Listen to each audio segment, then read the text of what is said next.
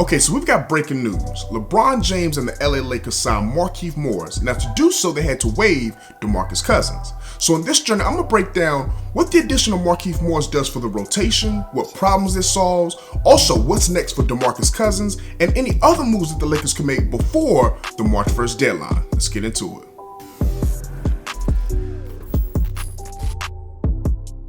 Welcome back to Journey of a Ballaholic, the best talk show for basketball addicts. I'm your host, General Hannibal X. Now, if you're new on this channel, you're going to get my passionate and unfiltered opinion on the hottest NBA and college basketball topics. So before we get started, hit that like button, smash that subscribe, but don't forget to tap that notification bell so that you'll be updated when I drop new videos, which is Monday and Friday at 6 p.m. Eastern Standard Time. Now, let's go ahead and dive right into this thing because Markieff Morris is now an LA Laker. And I think this is the perfect signing for what they needed. You got to remember, one of the problems that the Lakers have had has not been a need of a point guard. A lot of people think that they needed to go out and sign whether it was a Jamal Crawford, whether it was a Reggie Jackson, a Darren Collison. Their biggest need was a guy that could defend the big wings, the 6'7", 6'8", even 6'9" players who would be able to create their own shots. Some of the problems that the Lakers have faced when they went against the Clippers, when they go up to Boston Celtics last night, as you saw Jason Tatum drop 41 points on them, is guarding those guys with that size that can be able to create their own shots. And you got to give Danny Green a lot of credit, but he's a little long in the tooth. And I think in the playoffs, he'll be just fine. But right now, through this long 82-game season, you needed to get some additional help. That's why a guy like Andre Iguodala would have been a perfect fit for what the Lakers were trying to do. Look at last night, Jason Tatum. When a guy like Green wasn't really getting it done, they tried some different lineups. They tried to go big with Anthony Davis. They tried to go small with KCP. And the reality is that as good of a defender as KCP is, he's too small to go up against a guy like Kawhi Leonard or Paul George, or even a Jason Tatum, as we saw last night. So the reality is that the Lakers needed somebody else besides LeBron James, right? Because he's somebody at year 17. You truly don't want him having to be the guy that has to guard the other team's best player, specifically all of the night, but even in the crunch times, you want him saving his energy for the offensive end. So a guy like Markieff Morris, he solves that problem. He's a legitimate 6'8", solid 250, and he brings a lot of different dimensions. Defensively, he's not a all-NBA level defender, but what he is he's tough, and he's going to be able to play multiple roles where he can be a small ball 5 for them. He can also be that stretch 4 on offense. So defensively, he's going to give you that toughness where he can switch onto a Paul George, switch onto a Kawhi Leonard or Jason Tatum or Jaylen Brown, and he'll be able to not be at a deficit as far as height, strength, and just will to get the stop, right? On offense, is going to be a perfect addition because now you're going to slot him in that backup power forward spot, and he's a 39.7% three-point shooter on the season. So he's a legitimate 3-and-D wing, or should I say forward, that's going to be able to play in that corner, but more specifically, one of the best places he's going to be able to help the Lakers, especially with that 3 ball, is as a trail man. Now, one of the things that the Lakers love to do, grab the rebound, have Anthony Davis sprint to the other end, right down the middle of the court, and it really just attracts the defense. And LeBron, with those pinpoint passes, sometimes hits him dead on the money.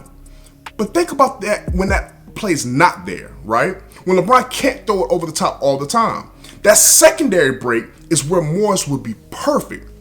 Trailing the play, once Anthony Davis has ran to or whether it's JaVale McGee, Dwight Howard, whoever it may be, when they ran straight down the middle of the court, that secondary break, once the ball gets crossed half court, having that trail man to come up and to be able to hit that 3 from the top of the key, Morris will excel at that, right? Also, being able to play pick and pop with Marcus Morris and or pick and roll. He has that versatility to do both. Now you can spot him up in the half-court offense and put him in the corner, and he's going to be able to spread the floor. So you love that addition. Now, once again, anytime you have an addition, there has to be a subtraction. And what I mean by subtraction is in the rotation. Right now, the Lakers starting 5 with JaVale McGee, Anthony Davis, LeBron James, Avery Bradley, Danny Green, it's solidified. It's legit, right? The question has been the second unit. And this has been one of the biggest problems with that second unit has been the small lineups that they go with. See, right now you've got Rondo, KCP, and Caruso playing on that perimeter. You're going with the 3-guard lineup with Kyle Kuzma as well as Dwight Howard. And Kuzma really, even though he's 6'8", 6'9", he's really a wing player, right? And so they've gone small with that second unit, and a lot of times they just aren't able to get the stops that's necessary. The offense, I'm not worried about as much, especially as you start to get into the rotation of putting people in their proper positions. And as you add Markieff to that 4 spot off on offense, he's going to now move Kyle Kuzma to that 3 spot. And that 3 spot has been occupied really by Alex Caruso. Because you got to think about it. KCP is your 2. He's a guy who's going to run off screens. He's a catch and shoot guy. That's what he does. He's not a creator of his own shot. Rondo is a facilitator. Rondo's going to have the ball in his hand. He's going to look to try to make the pass to others to make them better and to get them easy shots. So Caruso's been that guy who's kind of been the missing piece. You know, he's good on defense. He's tough. He's a fan favorite. Everybody loves him. But where does he play?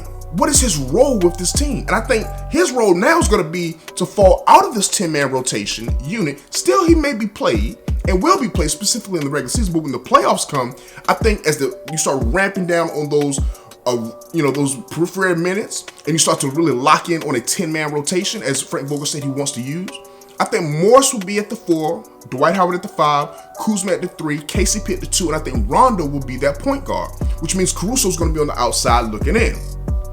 Why Rondo over Caruso, you may ask? That's a very interesting question because a lot of people prefer Caruso over Rondo. And I get it. All the numbers, the statistics, the advanced analytics, it all bears witness to Alex Caruso. However, that's the regular season numbers you're looking at. When the playoffs come, Rondo takes his game to another level. We saw it yesterday in that game against the Boston Celtics. Rondo makes timely plays. Rondo is a guy that when the playoffs come is going to be counted on to run and quarterback that second unit. Think about this. When LeBron James goes out of the game, and there's times when you see Rondo and LeBron playing on the court together, but first let's talk about when Rondo's in there without LeBron.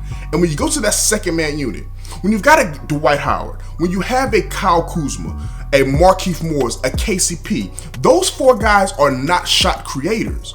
Those 4 guys are finishers. Dwight Howard above the rim, Markieff Morris is a spot-up shooter, Kuzma being able to maybe put the ball on the ground for 1 or 2 dribbles, then he's going to his floater or he's looking to shoot. KCP coming off screens and shooting. So these guys need somebody to set them up. That's where Rondo comes in, and he's perfect at setting guys up. That's why I never understood why people wanted us to go out and get a Jamal Crawford or go out and even get a Reggie Jackson. Scoring guards are not what the Lakers need off the bench because you have guys that can score, the 4 guys I just named, right? These guys can score, and so what you need is somebody to set them up to get easy baskets, and that's what Rondo does, and he's going to take it to another level when the playoffs come. Just keep in mind that, once again, there are times where Rondo and LeBron are going to be on the court together, and I think those are the times when LeBron wants to play more off the ball and be more of a scorer and allow Rondo to run the offense. Rondo's excellent at that. He's excellent at being an on-the-court coach, right? Putting everybody in the right position. And so being able to free LeBron up so that he can have somebody creating a shot for him, that's what Rondo will do, and he'll do it well. So Caruso, I love him. And in those games and in those moments where Rondo may be having a bad game, that's when you can bring Caruso in, and he's young, he's energetic, he can be able to give you a little boost. But in that 10-man rotation, Rondo's going to be the man in, Caruso's going to be the man out. So let's go ahead and look at also who was put out as we added Markieff Morris in. That's DeMarcus Cousins. So what's next for DeMarcus Cousins? Because DeMarcus Cousins has been in a real interesting situation where he's been trying to remake his image, right? From the Sacramento days to coming over to Golden State, just kind of taking that role on and joining that team, trying to become a champion. Wasn't able to get it last year, and he was hoping that this was going to be his opportunity with the Lakers this year. Unfortunately, as we know, he suffered that major injury in the offseason getting ready to prepare for the Lakers, and now he's been waived by the Lakers. But here's an interesting move. It's been reported that DeMarcus Cousins is going to stick around with the Lakers. That right there is big time. I'm going to tell you why. First of all, if he goes and goes through the waiver process and is claimed by another team, he could be a legitimate option for a competitor, primarily the Los Angeles Clippers. He is exactly what they need. So if he's able and willing to say, listen, I'm not going to go sign with another team. I'm going to continue to work out with the Lakers, not play the season, and I'll recuperate and get myself ready to re-sign or to sign somewhere this summer. That's the best move for the Lakers, because the Lakers are going to be in prime position specifically because they're taking care of Cousins, not kicking him to the side, not just getting rid of him, but letting him know, listen, we're gonna still be here for you, and we're gonna make sure that you can use our facility anytime you want to, and we can go ahead and continue to rehab so that this summer, when we want to sign you back, once we see that you're fully healthy, we'll have first dibs on you. So I love that move. Absolutely love that move. And I think that DeMarcus Cousins, hopefully, even though he's not going to be around on this ride with the Lakers to what hopefully is a championship, hopefully he'll be able to come back this summer and add something to next year's team as we look to try to possibly repeat. Now, let's go ahead and move on to the other moves. What are some other possible moves that the Lakers can make? To me, it comes down to three names. Three names that I think I've been hearing rumored the most. We'll start with the one that I think is an absolute no for me, and that's J.R. Smith. Listen, I love J.R. Smith in Denver. Love J.R. Smith when he first came back and was with the Cavs, right? But J.R. Smith over the years probably smoked one or too many blunts. I'm going to keep it 100 with you, because the last time we saw him in the finals and that gaffe he made, that you just can't live that one down. You cannot live that one down. J.R. Smith is not somebody that I think has enough impact on the court to where it makes up for just the silly stuff that goes on in his mind. So I'm good on J.R. Smith. Now, the one person who I think is a maybe would be Dion Waiters. Now, Dion Waiters, he brings a little bit of toughness. He brings that ability to create his own shot. And so he can kind of be a bench guy that if, let's say, KCP's in foul trouble, KCP's not playing well, whatever the case may be, and you need somebody to come in off that bench to give you some scoring punch as far as a shot creator, not just as a finisher, right? Or somebody who needs to be set up, Dion Waiters could be good for that. So he's a maybe for me. But the guy I think that the Lakers actually should sign, the one guy I think if you're going to make another move, and you got to keep in mind, March 1st is the deadline to be able to sign a player that has played on a team that has been bought out of wave, that you can be able to pick up on your roster to be playoff eligible. But if a player was not on a team, you could pick him up at any point. That's similar to how Derek Collison, there was really no rush to sign Derek Collison. How about this name? How about a blast from a very recent past? How about Lance Stevenson? Lance has been over there across seas balling. And Lance would give you a couple of things. Similar to Markieff Morris, he's a guy who brings an edge, a toughness with him. He's not going to back down, especially in playoff moments, right? He's a guy who could be a nuisance to the other team's best players. He also is a guy who can create his own shot, and he can create shots for others. But he does it from a different style than maybe even a Rondo. Definitely a different style than Rondo, right? But he's more flamboyant, more flashy, more of a crowd favorite. Sometimes it's a nuisance, but when he's on, he's on. When he's off, sit his butt down. So if you're looking for somebody, because once again, these are marginal additions that you're looking at making, right? You're looking at dropping the 15th man and picking somebody up.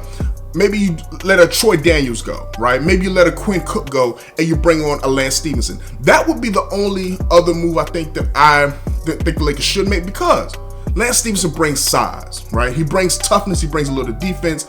Troy Daniels, Quinn Cook, I like these guys. I think they're good for the chemistry, the camaraderie of the team, but they don't really bring much as far as what we're going to need for a championship run.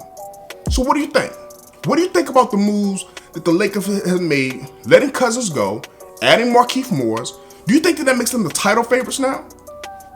The other brother, Marcus Morris, he's over in right across the hall with the Clippers. And one other thing I love about this move of Markieff Morris is the Lakers didn't have to give up anything of, really anything of substance. DeMarcus Cousins never played a game.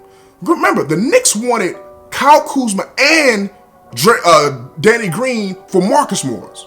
We're not giving up both of them for Marcus Morris. We can go get his brother for basically for nothing. Love this move. So let me know in the comment section below what you think as far as this move and the Lakers title hopes. As always, I appreciate you for taking a look at this video. Please consider subscribing to the channel, hit that like button, and tap that notification bell so that you'll be updated for the journey of a Ballaholic.